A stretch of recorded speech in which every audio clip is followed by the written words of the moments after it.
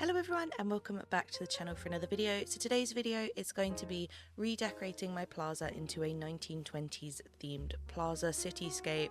Now I recently kind of bulldozed my plaza knowing Tiana's palace was coming, so I wanted to create this, and we actually got some items within the star path that work perfectly for this.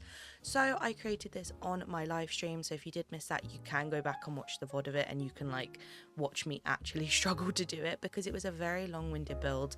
It took me a very long time. I think we were on stream for like nearly 5 hours doing it, so it was a big process, but this is the sped up version. It is still quite a long video, so grab a drink, grab a snack and enjoy seeing how I created this plaza theme. Let's go.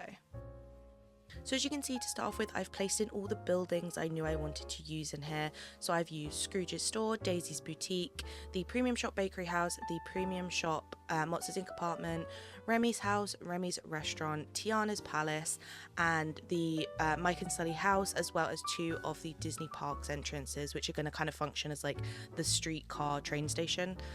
So I did kind of get them into the spots ready. I wanted it to feel very busy in here, but I also wanted it to kind of have this access and exit point with the Disney parks entrances kind of functioning as that.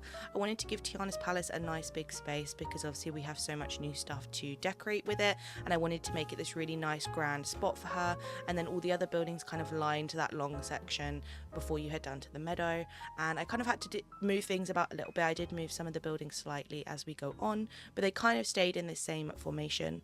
And then I went in and added a bunch of paving. I actually went for the main street path in here because I love the like brown look. It just looks a lot more rustic and a lot more old school to me, and just fit the kind of vibe of the whole biome itself. And then I do go in later and add in a different pathway for where the streetcar is. But for now, I went in with a lot of main street pathway, figured out how I wanted the paving to go and what I wanted it to cover, and kind of started dotting that around in the plaza.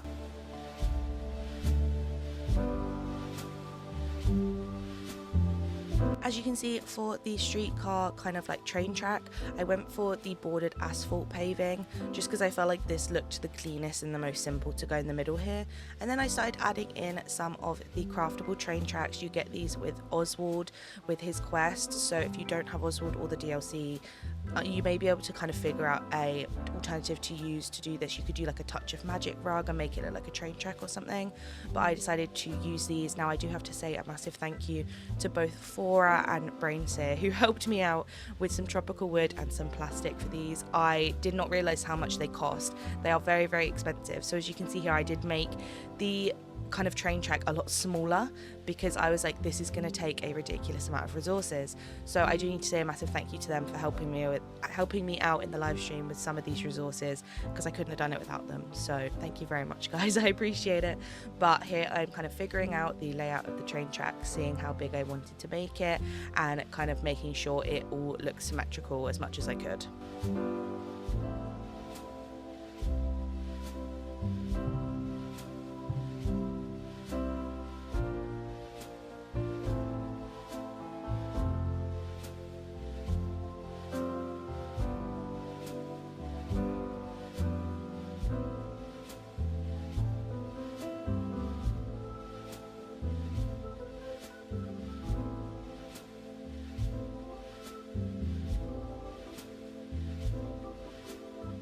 Now obviously doing this build was made 10 times more difficult by the fact that at the moment we cannot put pathway under buildings.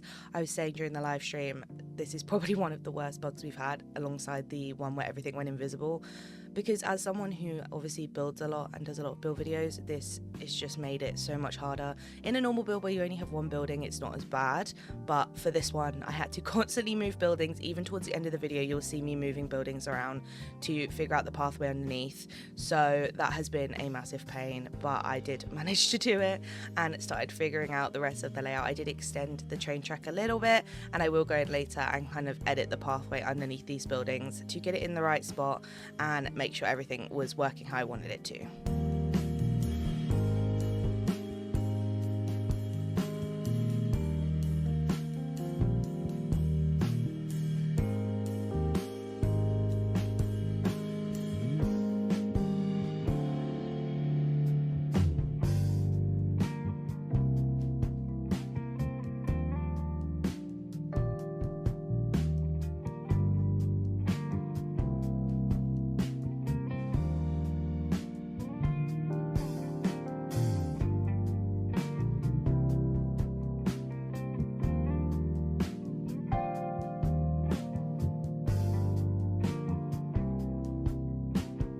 Now for the outer pathways, I wanted there to be a pathway that leads through the Disney Parks entrance, which obviously in this build is kind of functioning as another house in the city or a train station kind of vibe.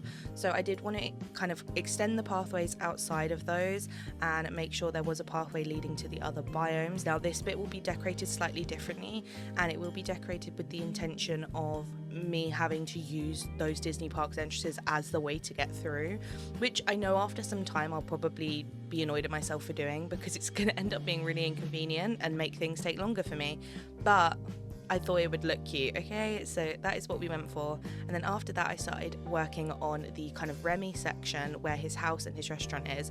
So I used some of the new fences we get with him with the raw iron and kind of mapped out how I wanted this to go. And obviously outside Remy's restaurant I wanted there to be a really nice seating area, and the addition of his house there just meant it kind of all matched. I love how his house and his restaurant look together. So I went for those next to each other, and I started mapping in some little gaps where there would be some foliage, and then kind of extended the path and made this little outside courtyard area, and started figuring out how I wanted to make sure this area had kind of the nice romantic restaurant feel but still really worked with the house being there, and then continued to extend the pathway out to the sunlit plateau and the other side of the meadow to make sure I get all the pathway done and mapped in as early as I could.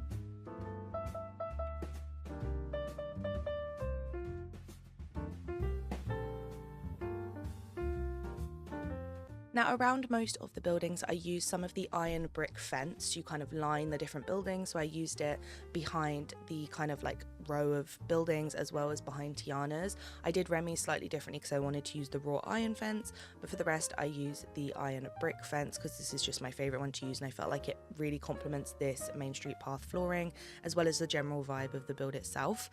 So I started mapping that in, and it gave me a good idea of how much space I had for each of the different areas, the space I would have later on for trees and stuff, and that is what I started doing next, was adding in some different trees. I mainly went for kind of the standard trees in this build. I went for like the maples, the oaks and the red trees. I didn't want to go too overboard with kind of the big overgrown trees, purely because there's just not enough space in here for a lot of trees. So I mainly focused those, and I started doing those around the outer edges of the build, started figuring out those little spots where I knew there wouldn't be any furniture or anything going, and kind of made sure I lined all of those sections just so behind all the buildings there was a nice kind of overgrown look, and it gave it this really nice bright warm feel, and it didn't feel too flat.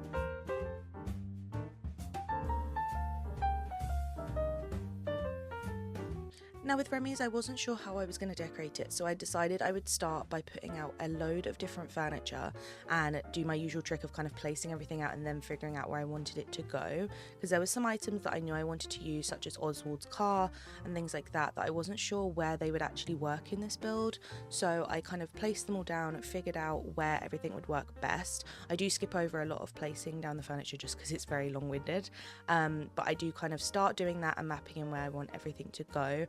And I did actually place the Mickey and Walt partner statue in the middle of the streetcars. It does go over the train tracks, but I kind of just let that slide because I loved how it looked here, and I will add to that later. But for now we're just going to place down all the furniture that could be good in here. I did struggle with this because we don't have a lot of like old school furniture. Obviously we got a couple in the star path, but we're definitely lacking on that really like retro old school look, so I'm hoping we do get some more of that in the future, because a lot of the stuff I was pulling out was way too modern and I was like, I can't use this. So I decided to do that, and then I started mapping in Tiana's. I decided to put a little counter underneath the little gazebo outside her restaurant, and I included the new bakery item and also some of the silverware from Beauty and the Beast, as well as some other decor from the aerial bundle and from the star path itself. And I kind of just started dotting things around and figuring out where they were going to go, and then we'll go in later and actually properly design where they're going.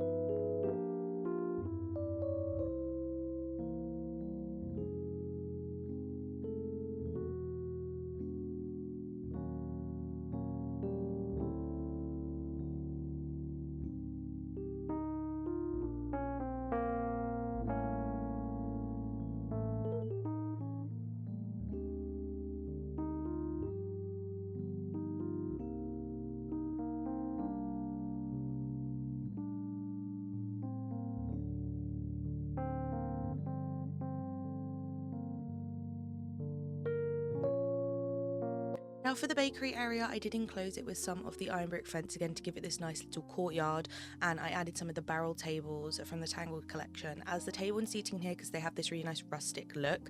I also turned the bakery around to an angle just so it wasn't facing forward, and it kind of made more sense for the layout of the courtyard. And I added one of the refreshment stands in as well to kind of give it this little look. Before I went in and added some of the craftable lampposts around the biome. I wasn't sure which lamppost to use. I was debating using the ones from the winter star path, but I actually decided these just looked very simple, very classic, and these are just craftable, so they're pretty easy to get your hands on. And then I used some of the new brick posts that we found in the furniture menu. If you're not sure how to get these, there are a lot of videos showing you how. A very good one by Tanny will show you how to get some of the hidden items. And I actually decided to reintroduce these back into my plaza and kind of have these as like little entrance posts, and I do go in later and add some lighting to them, but for now I just dotted them in and then started working on the main kind of area when you first come from the well in the plaza. I wanted to use some of the rustic clock towers to give it this nice kind of rustic natural look, and then started rearranging some of the clocks and benches around to give it this really nice symmetrical entrance.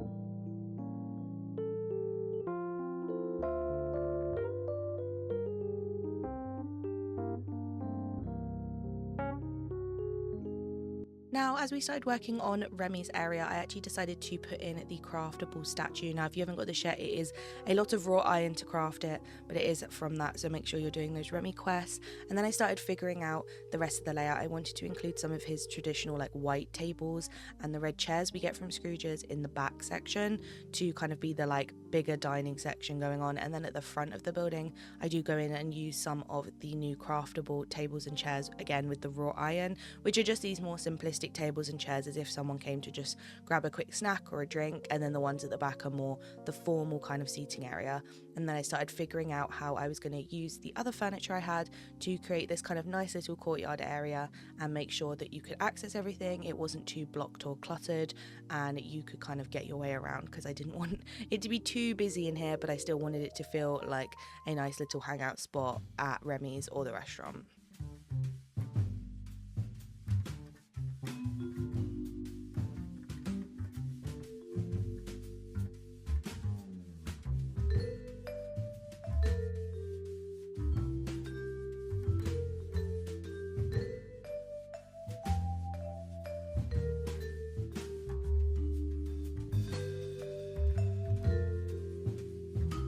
Now, a bit of lighting change, apologise, I realised how dark it was getting, so I went back in time with the lighting and then it started raining, so I do apologise. But I then went in and added 2 of these new little couch seats. These are from Scrooge's, these are brand new.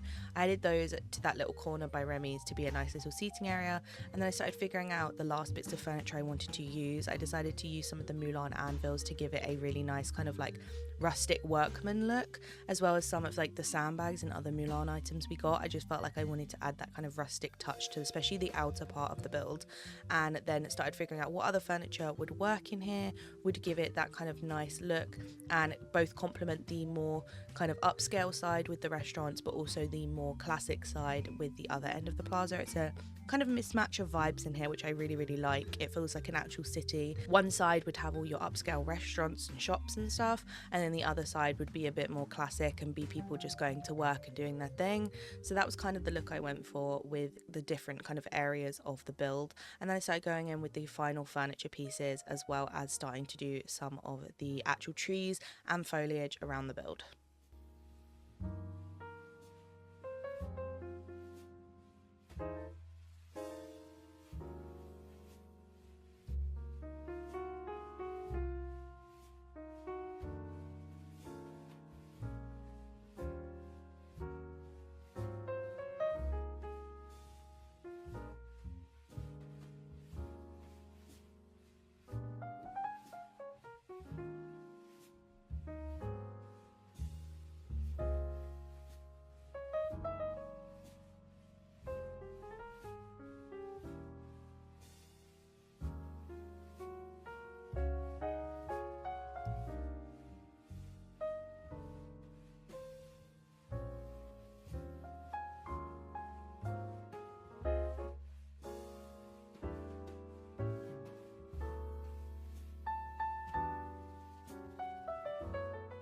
Now, one of the final little sections I actually created in here was I wanted to include some of the brown fruit and veg stalls. So I did actually swap the seating over to the opposite side to give space for a little fruit and veg stall, and then I go in and add like a cart and some other like more craftable items just to give it this cute little like section that has like a kind of another element to it and feels like when you would kind of go down a street and you would just see the old market stalls and things like that back in the day. So that was kind of the element I was going for with that. And then I added in some of the flower planters to the edges of the kind of like subway tram lines, and it kind of figured out the rest of the last little bits of furniture I wanted to use and what else would work in here really.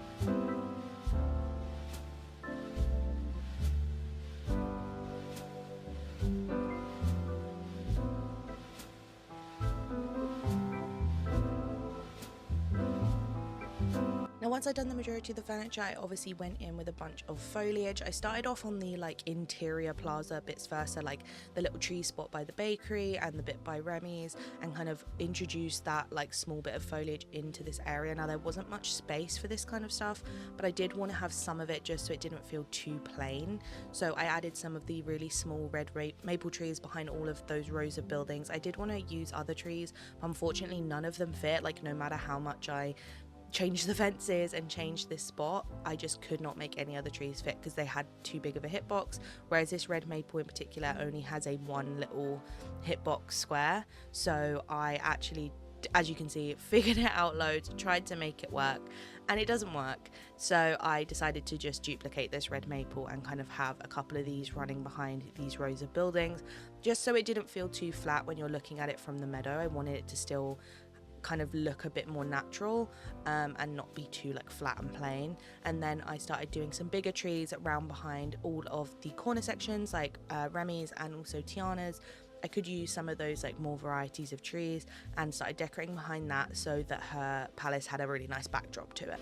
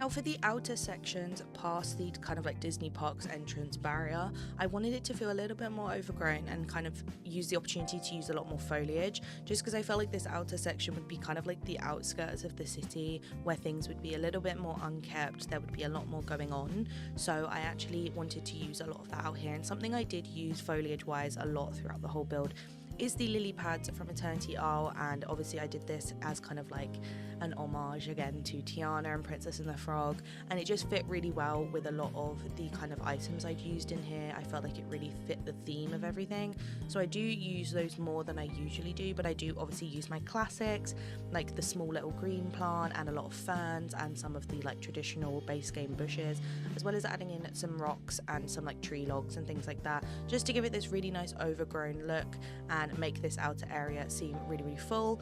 And then something else I did was moved all of the flowers from the biome to these back small sections behind some buildings. Now this is basically a trick so that they don't respawn, and if I do need any of the particular colours of these flowers, I can use an ancient vacuum to just suck them up, and then they'll respawn again in these same spots. This basically just means I can keep all the flowers in the biome without them respawning and popping up everywhere, and there's very limited spots in this build for things to spawn because it is so heavily paved.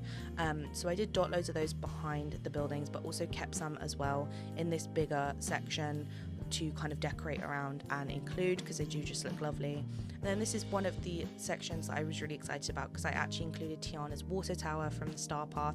I wasn't sure if this would work in the build. I was actually debating it for a long time. I was like, oh, I don't know if I'm going to use it, just because I didn't know if there was a spot for it. But actually this little spot on the outside, as it was a little bit bigger, just was the perfect place to include it. So I added in some birch trees next to it to make sure they don't cover it, and then obviously added in a load of foliage around all of these naturally spawning flowers to give this really nice overgrown area. And this actually ended up being one of my like favorite spots in the whole build, surprisingly, because even though it is so small, the water tower just adds so much to that like city outskirts kind of feel, and I just really felt like it worked really well, and it is such a nice item to have. I did say on stream, I do wish it was a bit taller.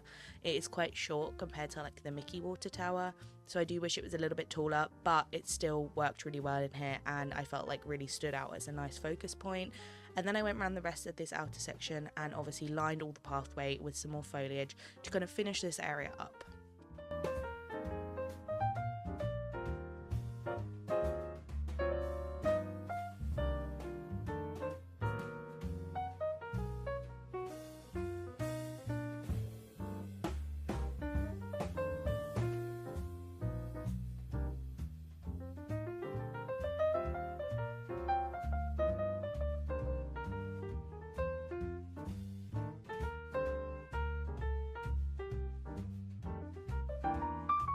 Now I added a small little seating area to the outside of this area, and then I do go in and add in a bunch of the fireflies from the Star Path as kind of the finishing touch in here.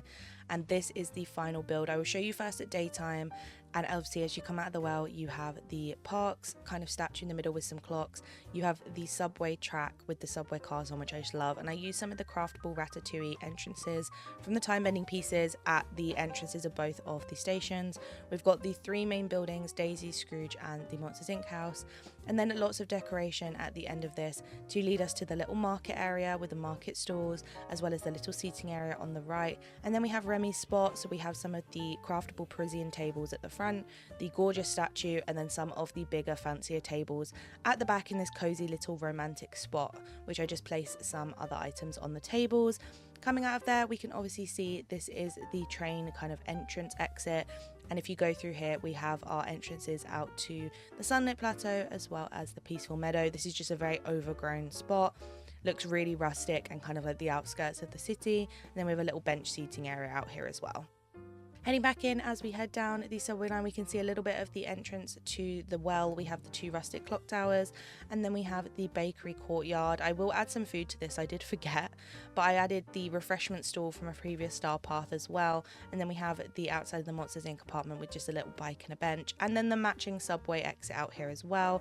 Heading out here, we have one of my favourite spots, which is the Tiana water tower spot with all of the foliage and the lily pads and everything out here. Looks gorgeous. And then obviously we have the opposite side. We just have the exit up to the Forest of Valor. Back into the plaza, we obviously have our second subway car, and then we have Tiana's palace. I've added her little stall outside the front of here as well to add to the look, and I used a little Oswald car to look as though it was like a valet, so people get dropped off and their car gets valeted. And then we have the actual restaurant outside with all of the decor in here to sit and hang out. We've obviously got the counters underneath the gazebo with some of the bigger items and a piano to give it that really nice jazz feel. I will also show you it at night time. I obviously won't talk through it as much, but I felt like I had to do this build justice and show you it at night because the subway cars light up, which I did not realise. And once I saw this, I was like, oh my god, I have to show you.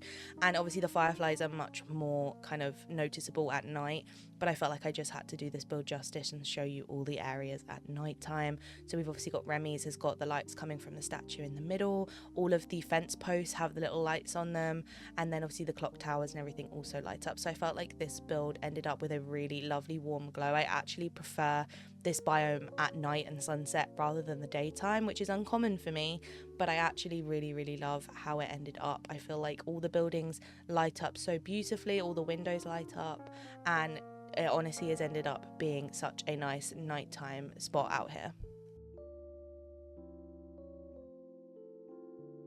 So here are some shots of the final build. I did take these during sunset just so it wasn't too dark and you could kind of see what was going on, but as you can see, everything still glows absolutely beautifully during sunset. As I said, I did do this build on stream, so if you do want to see me ramble and struggle my way through this, I promise it wasn't a breeze. It did take us a good like 3-4 hours to get it done. So if you do want to see that, it will be my most recent live.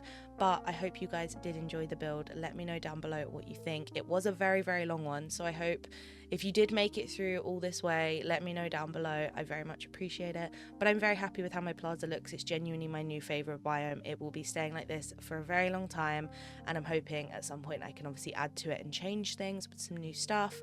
But for now, I'm very happy with how it looks, and it's just the plaza of my dreams, honestly. Make sure you like and subscribe and let me know down below what you think. Thank you so much for all the support on the channel, and I will see you all in the next one. Bye!